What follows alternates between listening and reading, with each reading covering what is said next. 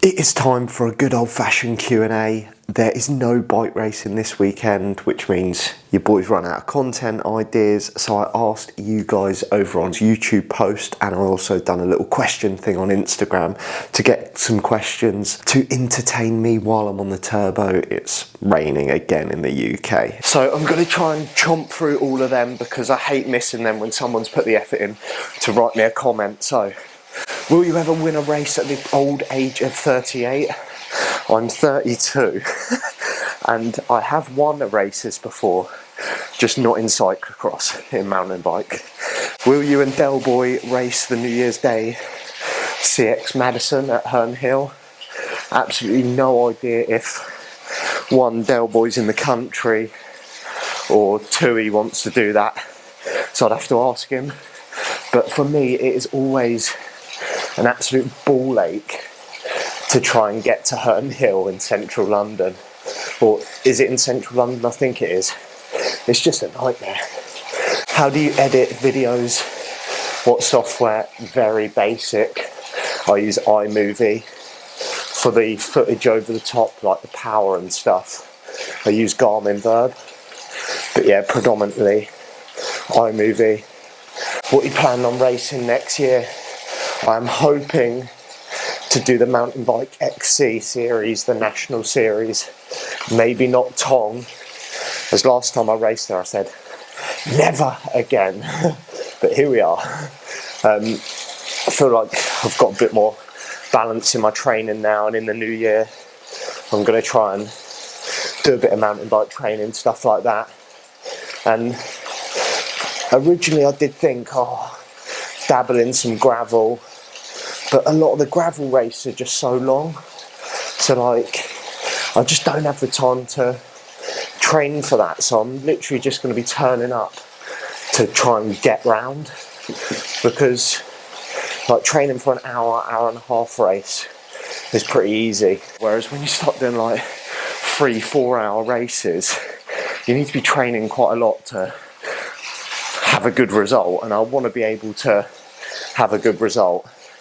Belgium racing, unfortunately not. I'd love to, but that is not on the cards for a while. Didn't you used to be veggie, vegan? When and why did this change? And I think I had another one somewhere about being vegan. Basically, long story short, the Rocket bought me a book one year, like a GCN vegan book. I read it and I thought, oh, you know what? I'll give that a go for a month. And then 6 months later, I was still doing it. And then we went on our honeymoon. Turns out in Sardinia, they have no idea what vegan is. So I dropped back to veggie, because I could just about explain to them I can have cheese and eggs on my pasta and stuff like that. And then basically I was veggie for a while, I don't know how long, but when Sarah got pregnant, she decided she needed the protein gains, and as quick as that I realised I'd have to cook my own dinner, and went to just being a normal human again, just eating everything. What are you getting your wife for Christmas, Sarah? You're excluded from asking questions, and at the moment absolutely nothing, because you won't tell me what you want. How many bikes do you have? 7. Ava's one's in here. 8. Ava's got another one somewhere. 9. Sarah's one's up there. 10.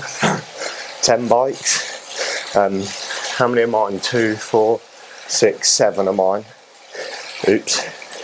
Sounds worse when you say it out loud, but I know some people have got like 20 bikes, so that's nothing. How do you split your life between work, training, racing and your family?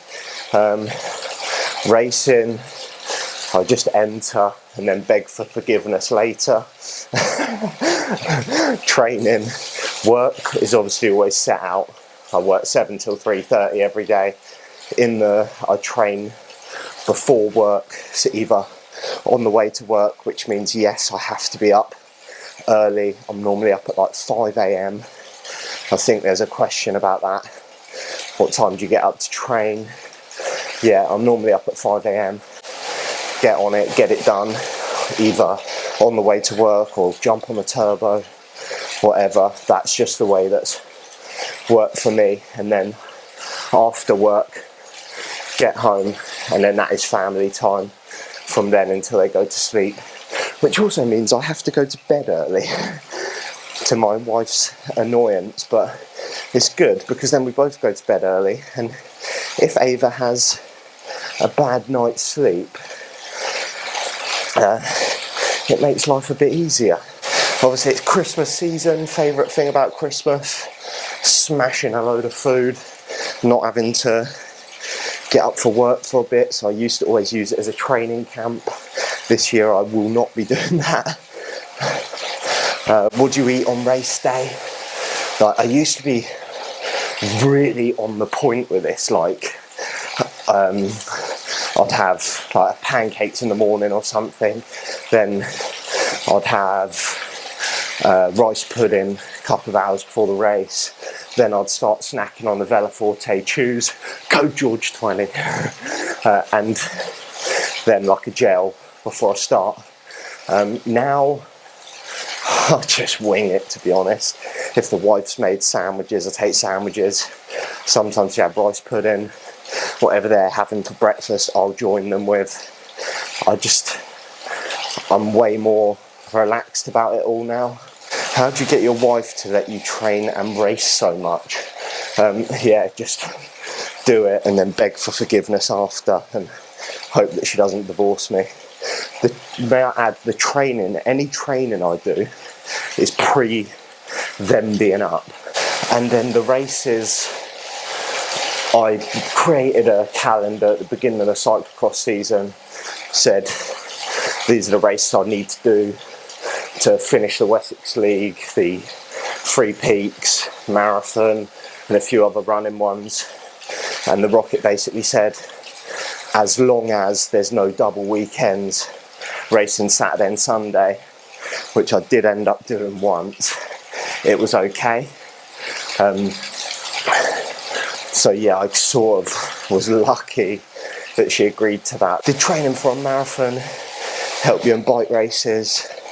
Not specifically, but the general picture of going from not really doing a lot of training to training a lot, building a big aerobic base helped massively. The running in cyclocross helped massively. And I think it taught me to suffer a bit more. I'm still not great at it. Some people are really good at suffering. And I think some of the running workouts really helped me. Like, when you're breathing out your backside, they really helped me in races. Just think, like, remember that session you've done for the marathon that nearly killed you? The bike race doesn't seem quite so bad then. The best thing about being a dad, it's quite hard to pick that, but when they giggle, smile, when you pick her up from nursery and her face lights up, and all of those little bits are amazing. And every time she does something new and you're like, my child's a genius, I've got a baby prodigy. Like, she's learned how to pat her head and clap her hands and do the wind the bobbin up thing, and you're like, we have a genius on our hands. That's quite good. But yeah, when she giggles when I tickle her and stuff like that, it's so cute. If you could only have one bike from the ones you have, which would you pick? That's real tough. Oh, do you know what? The hardtail mountain bike has a baby seat on at the moment, so it's putting me off saying that. But if I wanted to be able to do it all, I probably would pick that bike. But my favourite bike is actually the giant TCX, the cyclocross bike. I can put gravel wheels on that, I can use it on the road. It's got power meter, I can use it for cross, and people say you could probably do that with a Revolt.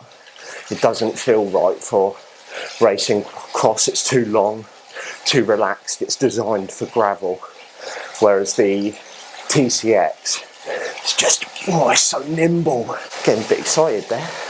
But yeah, it'd either be, I'd probably have to pick the TCX and then not ever race a mountain bike again, or get my bones rattled out, or pick the hardtail. Oh, I can't decide. Favourite venue to race at, cyclocross and mountain bike.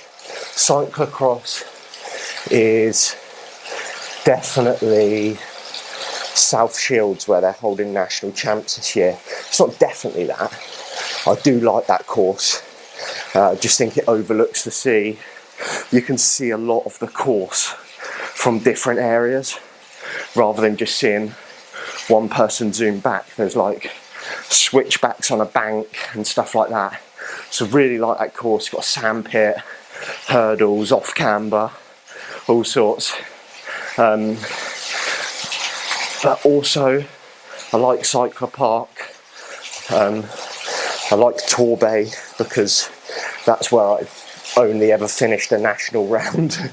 And on the mountain bike front, oh, that's tough. I always have a thing for a Southern XC round, which is Checkenden. They don't use that course anymore, but it's the first time I won an expert mountain bike race.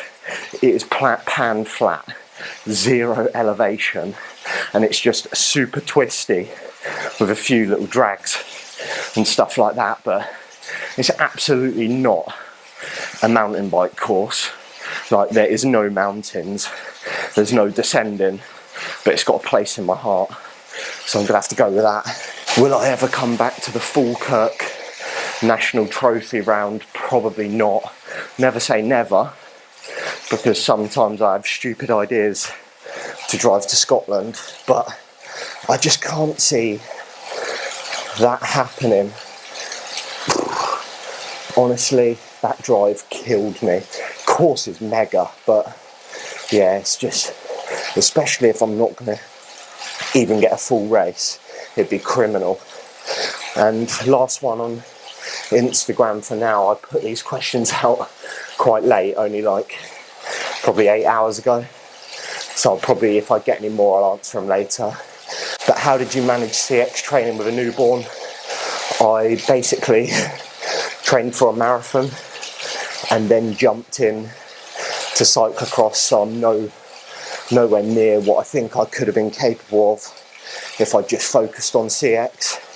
And in terms of training for it, got up early, got on the turbo, or went out, and as well, just I hit one or two, mainly just one hard session a week. What tyre pressures to use? Normally like around 25 psi, and then I adjust from there. That would be like a good place to start, and then it depends on if it's muddy, if it's firm, etc. I'll just adjust from there. How to pace a gravel race in a competitive way? I'm probably not the person to ask this, because my pacing strategy is just go hard or go home, hold on for dear life.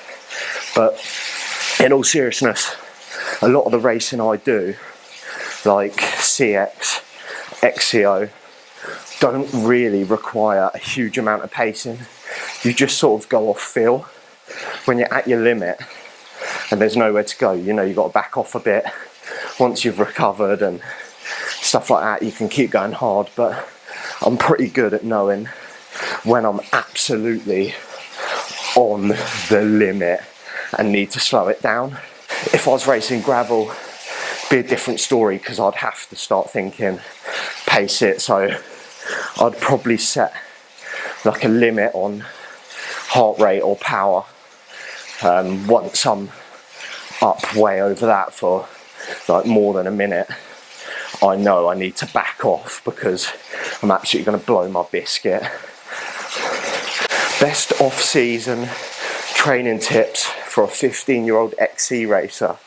Honestly, have a break, one, over Christmas, just enjoy some time, or if you've already had that time, definitely enjoy a little break. It's something I've neglected over the last year or so, just constantly pounding it, trying to do something. I'd then, if I was 15, I'd just go out, shred some trails, occasionally ride, do some hard efforts, like on a little circuit. I know, like, I think you don't want to get into structured training too early. At that age, you just want to keep it fun. How many weeks in advance do you start training for a specific race? It's normally more of a season for me. I might have the goal race at the end of the season if I was going to do national champs. So when I used to take it seriously for cross, I'd start training like July time when the mountain bike's wrapping up, and my goal race might be the beginning of January, but I'm training, slowly building up, doing a bit of volume, stuff like that. But yeah, if you're just training for one race, maybe like 16 weeks gives you plenty of time to get some volume in, do some specific stuff, and then have a little taper. Nutrition tips for longer distance races: just smash the gels, smash everything, because when it goes. You've got to, and really the biggest tip is just to train it. You can't just go out there.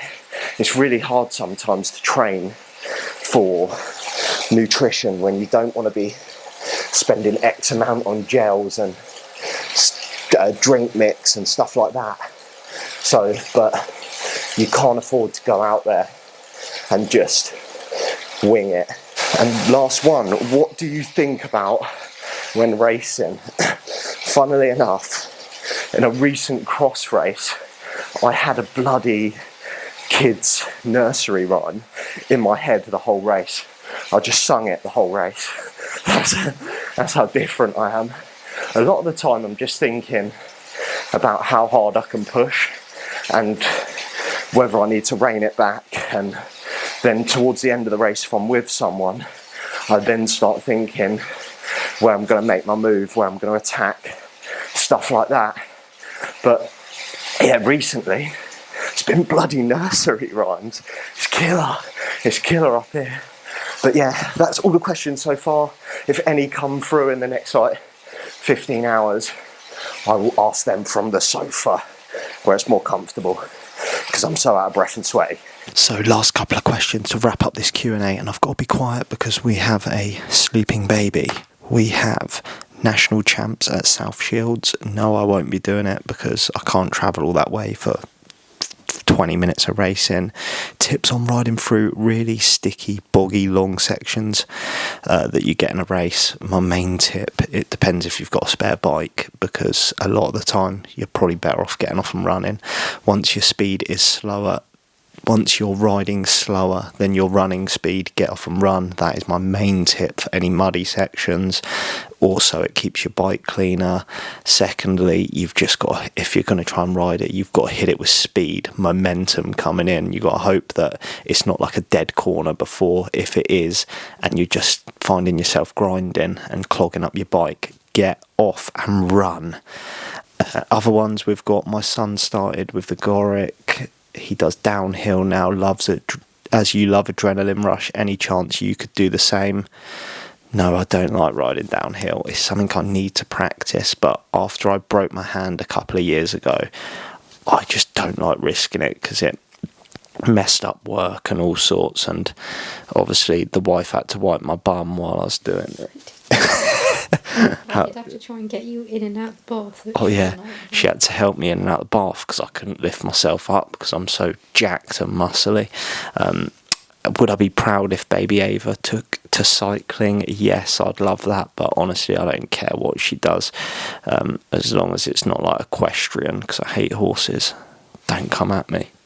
You can't say that. You can't say that. What? They're big, they're scary. George, I'm asking, at your fittest, how many hours per week roughly?